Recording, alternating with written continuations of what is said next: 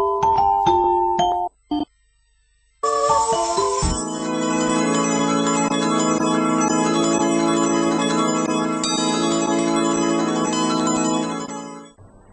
اللہ الرحمن الرحیم. رب اشرح لی صدری ویسر لی امری واحلل عقدۃ من لسانی یفقہوا قولی. آج ہم حضرت خدیجہ کی زندگی کے کچھ حالات اور واقعات آپ کے سامنے رکھیں گے. پچھلی بار بھی ہم نے حضرت خدیجہ کی کچھ باتیں آپ کو بتائی تھیں. جیسا کہ آپ کو معلوم ہے کہ حضرت خدیجہ پروفٹ محمد صلی اللہ علیہ وسلم کی پہلی بیوی تھیں. حضرت خدیجہ کا تعلق قریش کے قبیلے سے تھا. ایک بہت ہی معزز خاندان سے آپ کا تعلق تھا. حضرت خدیجہ کے گرینڈ فادر کا نام قصی ابن کلاب تھا، جو کہ رسول اللہ صلی اللہ علیہ وسلم کے بھی گرینڈ فادر تھے. اس طریقے سے پروفٹ محمد صلی اللہ علیہ وسلم اور خدیجہ کا خاندان ایک ہی تھا. پروفٹ محمد صلی اللہ علیہ وسلم سے حضرت خدیجہ کی شادی ہونے سے پہلے حضرت خدیجہ کے 2 اور نکاح ہوئے تھے، 2 اور شادیاں ہوئی تھیں، اور ان کے دونوں ہسبینڈز کچھ عرصے کے بعد ان کی ڈیتھ ہو گئی. تو دونوں شوہر بڑے تاجر تھے، تجارت کرتے تھے. تو ان کی ڈیتھ کے بعد جو ان کا مال تھا، جو ویلتھ تھی، وہ خدیجہ کو ملی، اور خدیجہ نے بھی تجارت شروع کر دی. اس کی وجہ سے خدیجہ مکے کی ایک بہت ہی رچ لیڈی، بہت ہی امیر خاتون بن گئی. پھر خدیجہ نے کچھ لوگ رکھے جو ان کا سامان سیریا لے کے جایا کرتے تھے تجارت کے لیے. تو ایک بار ان کا قافلہ سیریا جانے والا تھا، اور انہیں کچھ لوگوں جو ان کا سامان سیریا لے گئے. تو ابو طالب کو اس کی اطلاع ملی. ابو طالب کو جب یہ معلوم ہوا کہ خدیجہ کچھ لوگوں کو ہائر کر رہی ہیں، تو انہوں نے رسول اللہ صلی اللہ علیہ وسلم سے کہا کہ تم خدیجہ کے پاس جاؤ اور ان کے ہاں ملازمت کر لو، تاکہ تمہارا کچھ خرچ وغیرہ بھی اس سے چلے.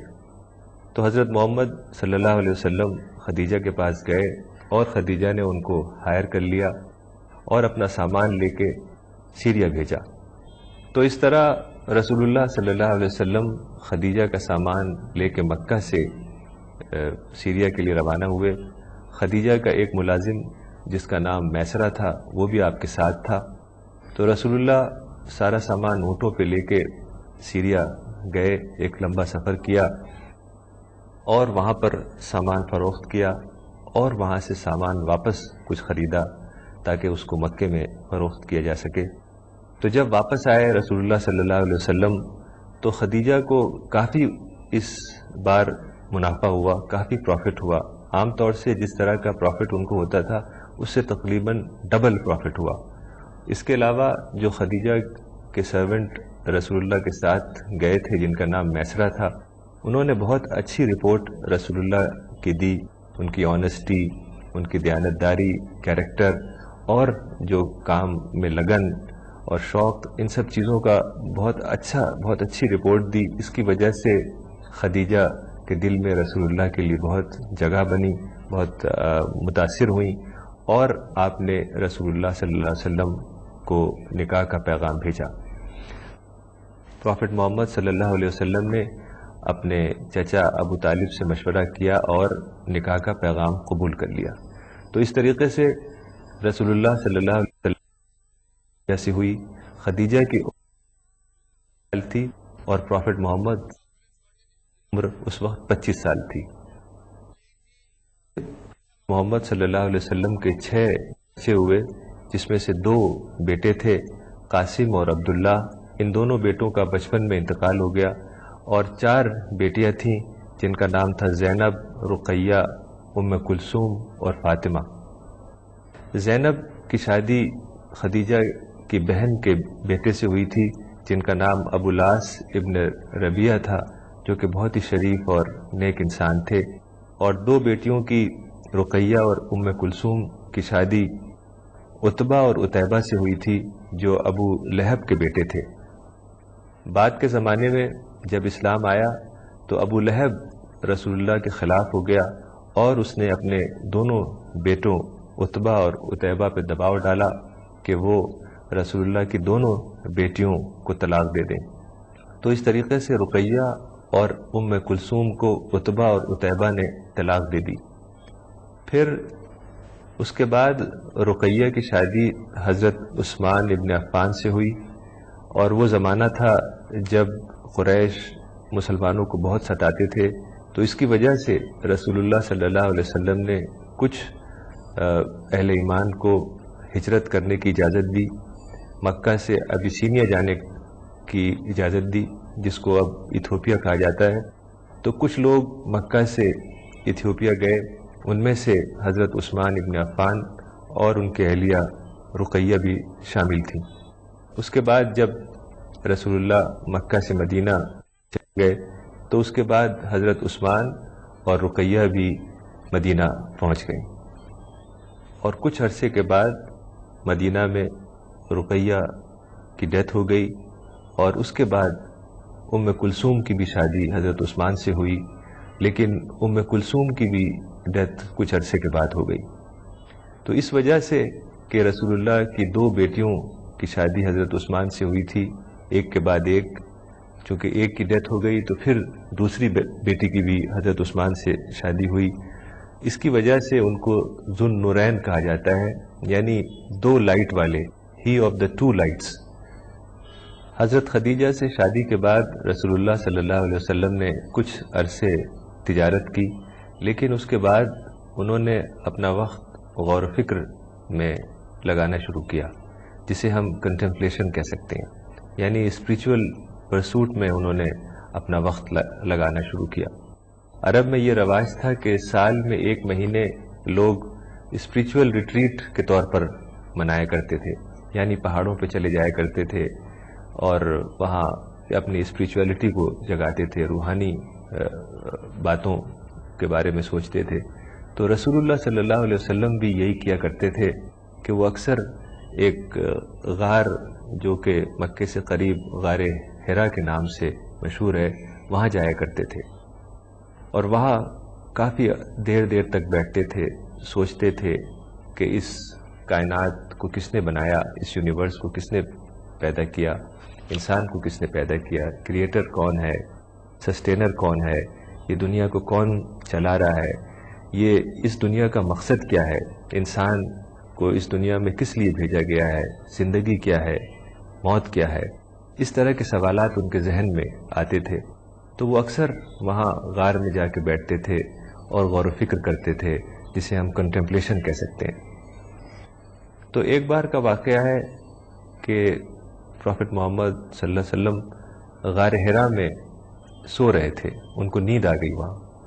تو کسی نے ان کو اٹھایا، ان کو ایسا محسوس ہوا کہ کوئی ان کو اٹھا رہا ہے.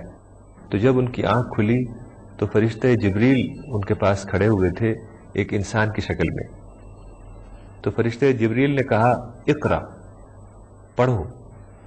تو رسول اللہ نے جواب دیا کہ میں کیا پڑھوں؟ تو جبریل نے ان کو گلے سے لگایا اور پھر کہا اقرا. تو رسول اللہ نے یہی جواب دیا کہ میں کیا پڑھوں؟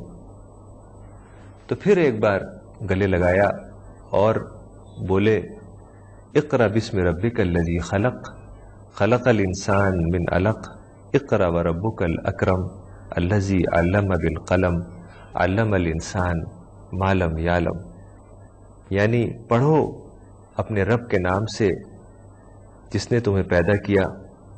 انسان کو پیدا کیا ایک کلاٹ سے، ایک علق سے، اور پڑھو اپنے رب کے نام سے جو بہت ہی کریم ہے، جس نے انسان کو قلم سے تعلیم دی اور انسان کو وہ سکھایا جو اس کو معلوم نہیں تھا. Read in the name of your Lord who created man from a clot.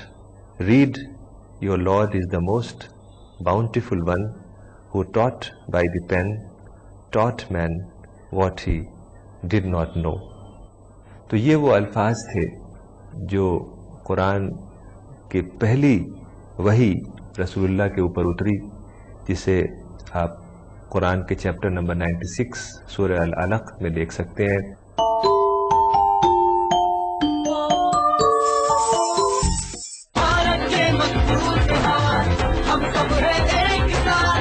کسان ہے بھارت کے مضبوط ہاتھ، کسانوں کو ملتا رہے گا فصل پر سنشچت لابھ اور زمین کی صحیح قیمت۔ کانگریس کی ٹیم ہے آپ کے ساتھ، ہر ہاتھ شکتی، ہر ہاتھ ترقی۔ گڈ ورڈ اسلامی کتابوں کا عظیم مرکز، یہاں انڈیا اور انڈیا سے باہر کی چھپی ہوئی کتابیں دستیاب ہیں، مثلاً قرآن مجید کے ترجمے، تفسیر، حدیث، سیرت، اسلامی دعوت، Arabic dictionary, Islamic arts, peace and spirituality, اسلام اور سائنس، عربک سکھانے والی کتابیں، بچوں کے لیے قرآن سٹوریز، بچوں کے لیے Arabic and Islamic studies courses, gifts and games.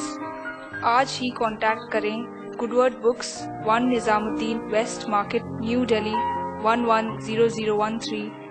کال کریں 41827083۔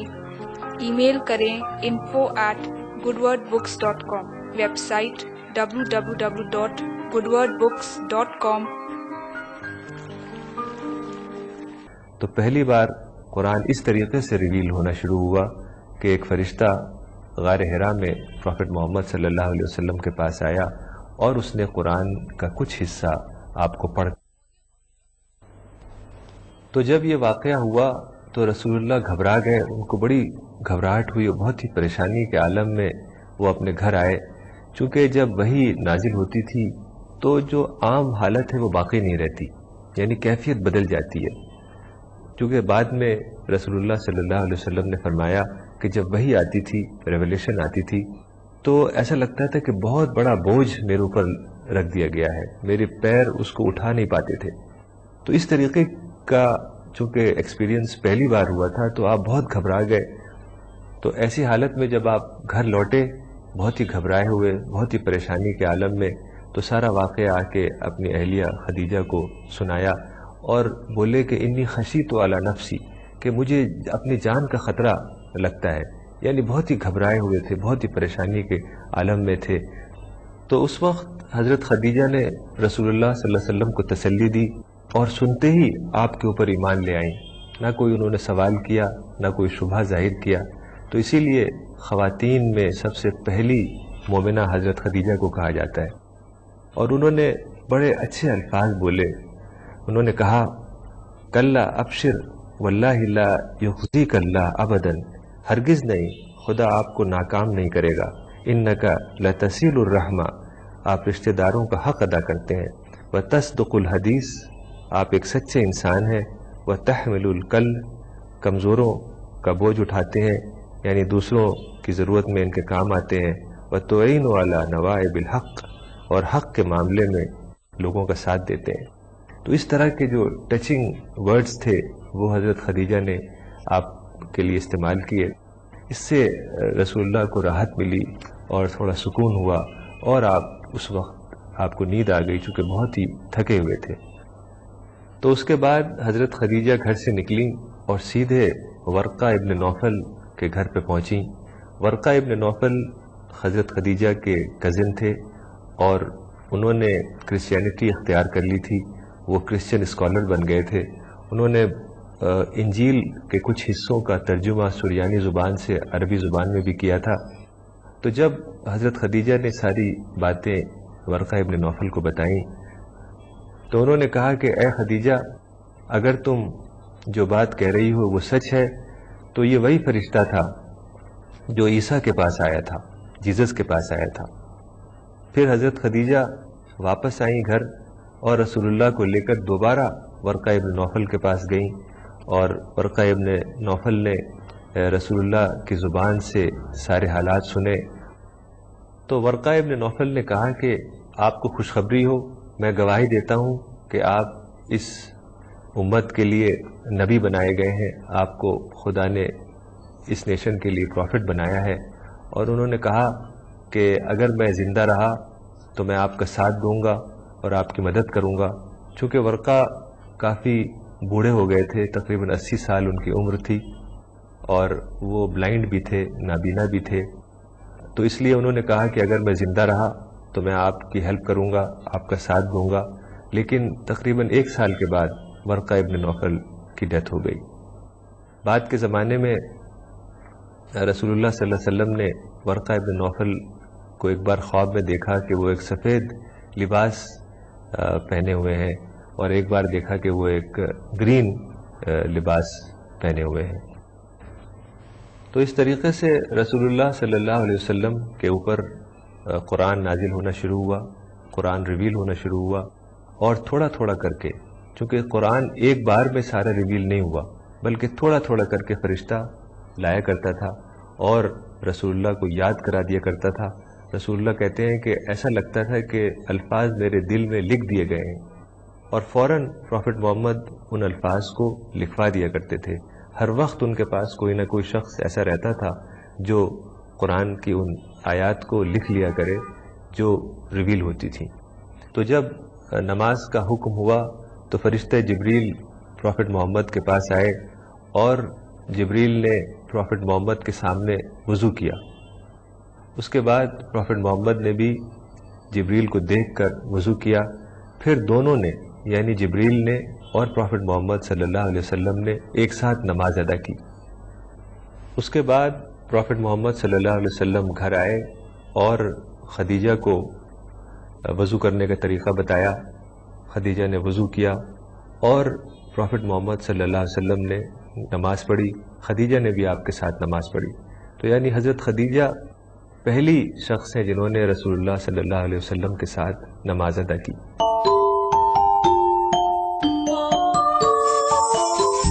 گڈ ورڈ اسلامی کتابوں کا عظیم مرکز. یہاں انڈیا اور انڈیا سے باہر کی چھپی ہوئی کتابیں دستیاب ہیں، مثلاً قرآن مجید کے ترجمے، تفسیر، حدیث، سیرت، اسلامی دعوت، Arabic dictionary, Islamic arts, peace and spirituality, اسلام اور سائنس، عربک سکھانے والی کتابیں، بچوں کے لیے قرآن سٹوریز، بچوں کے لیے Arabic and Islamic studies courses, gifts and games. آج ہی کانٹیکٹ کریں Good Word Books, 1 Nizamuddin west market, new Delhi 110013. Call کریں 41827083. ای میل کریں info@goodwordbooks.com. Website www.goodwordbooks.com. Good word اسلامی کتابوں کا عظیم مرکز. یہاں انڈیا اور انڈیا سے باہر کی چھپی ہوئی کتابیں دستیاب ہیں، مثلاً قرآن مجید کے ترجمے، تفسیر، حدیث، سیرت، اسلامی دعوت، Arabic dictionary, Islamic arts, peace and spirituality, اسلام اور سائنس، عربک سکھانے والی کتابیں، بچوں کے لیے قرآن سٹوریز، بچوں کے لیے Arabic and Islamic studies courses, gifts and games. آج ہی کانٹیکٹ کریں Good Word Books, 1 Nizamuddin west market, new Delhi 110013.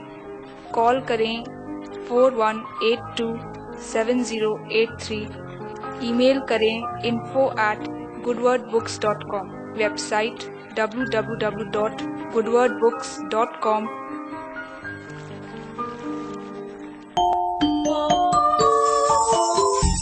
تو جب شروع میں نماز کا حکم ہوا تو صرف 2 رکعت کی نماز تھی، صبح فجر کی 2 رکعت اور عشاء کی 2 رکعت. تو نماز، دراصل نماز کی بہت اہمیت ہے. حدیث میں آتا ہے کہ ان الصلاۃ عماد الدین، من ہدم ہدم الدین ومن اقامہا اقام الدین. کہ نماز دین کا پلر ہے، دین کا کھمبا ہے. جس نے اس کو گرایا اس نے اپنے دین کو گرا دیا، اور جس نے اس کو قائم رکھا اس نے اپنے دین کو قائم رکھا. اسی طریقے سے قرآن میں آتا ہے کہ کچھ لوگ جہنم میں ہوں گے، ہیل میں ہوں گے، تو ان سے پوچھا جائے گا کہ تم ہیل میں کیوں گئے؟ ما سلککم فی سقر، کہ تم ہیل میں کیوں گئے؟ تو وہ کہیں گے لم نک من المصلین، کہ ہم نماز پڑھنے والوں میں سے نہیں تھے. اسی طریقے سے حدیث میں آتا ہے کہ بین المرء والکفر ترک الصلاۃ، تو یعنی نماز کو چھوڑنا خدا کی نافرمانی ہے، اور خدا کی نافرمانی کا مطلب ہے کہ اس کی نجات ممکن نہیں ہے، سیلویشن ممکن نہیں ہے، آخرت میں سکسیس ممکن نہیں ہے۔ تو جب اسلام آیا اور قرآن ریویل ہونا شروع ہوا اور اللہ تعالیٰ نے پروفٹ محمد صلی اللہ علیہ وسلم کے اوپر یہ ذمہ داری عائد کی کہ تم قرآن کے میسج کو سارے لوگوں تک عام کرو، سارے لوگوں تک پہنچاؤ، تو رسول اللہ صلی اللہ علیہ وسلم پوری طرح سے اس کام میں لگ گئے۔ تو اس وقت حضرت خدیجہ کی ویلتھ، ان کا مال رسول اللہ کے کام آیا، چونکہ حضرت خدیجہ نے اپنی پوری ویلتھ حضرت محمد صلی اللہ علیہ وسلم کے حوالے کر دی، اور ان کو پوری طرح سے ان کی جو ذمہ داریاں تھیں، گھریلو ذمہ داری، فیملی کی ذمہ داری، اس سے فری کر دیا۔ تو اس طریقے سے حضرت خدیجہ کا بہت بڑا کنٹریبیوشن ہے اسلام کی دعوت کو عام کرنے میں۔ ایک بار کا واقعہ ہے کہ پروفٹ محمد صلی اللہ علیہ وسلم کو گھر آنے میں کچھ دیر ہوئی، تو حضرت خدیجہ نے ایک آدمی کو بھیجا کہ تم جاؤ اور تلاش کرو۔ تو وہ شخص مکہ میں کئی جگہ گیا اور رسول اللہ کو تلاش نہیں کر سکا۔ تو پھر وہ واپس آیا اور بولا کہ میں مکہ میں کئی جگہ دیکھا لیکن وہ مجھے کہیں ملے نہیں۔ تو حضرت خدیجہ کو کافی پریشانی ہوئی، کافی گھبراہٹ ہوئی، تو وہ خود ہی نکل پڑی رسول اللہ کو تلاش کرنے۔ تو تلاش کرتے کرتے آپ غار حرا تک پہنچ گئیں۔ اس وقت رسول اللہ صلی اللہ علیہ وسلم کے پاس حضرت جبریل، فرشتہ جبریل موجود تھے۔ تو جب حضرت جبریل نے خدیجہ کو دور سے آتے ہوئے دیکھا تو انہوں نے رسول اللہ صلی اللہ علیہ وسلم سے کہا کہ خدیجہ آ رہی ہیں، ان کے ہاتھ میں ایک برتن ہے، وہ آپ کے لیے کھانا اور پانی لا رہی ہیں۔ تو جب وہ آئیں تو آپ ان کو ان کے رب کا سلام کہیے اور میرا بھی سلام کہیے، اور ان کو ایک خوشخبری دیجیے کہ ان کے لیے جنت میں ایک ایسا گھر ہوگا جہاں نہ شور ہوگا نہ کوئی تکلیف ہوگی۔ تو پھر جب خدیجہ آئیں تو پروفٹ محمد نے ان سے کہا کہ یہ جبریل ہے، وہ تم کو تمہارے رب کا سلام پہنچا رہے ہیں، اور وہ خود اپنا سلام بھی تمہیں کہہ رہے ہیں۔ تو خدیجہ نے کہا اللہ السلام منہ السلام وعلی جبریل السلام، یعنی خدا سلامتی ہے، پیس ہے، خدا ہی سورس ہے سارے پیس، ساری سلامتی کا، اور میرا سلام جبریل کو بھی پہنچے۔ تو آج اتنا ہی، انشاءاللہ اگلے ایپیسوڈ میں حضرت خدیجہ کی زندگی کے کچھ اور واقعات اور حالات آپ کے سامنے رکھیں گے اور دیکھیں گے اس میں ہمارے لیے کیا سبق اور کیا رہنمائی کا سامان ہے۔ تب تک کے لیے خدا حافظ، وآخر دعوانا ان الحمد للہ رب العالمین۔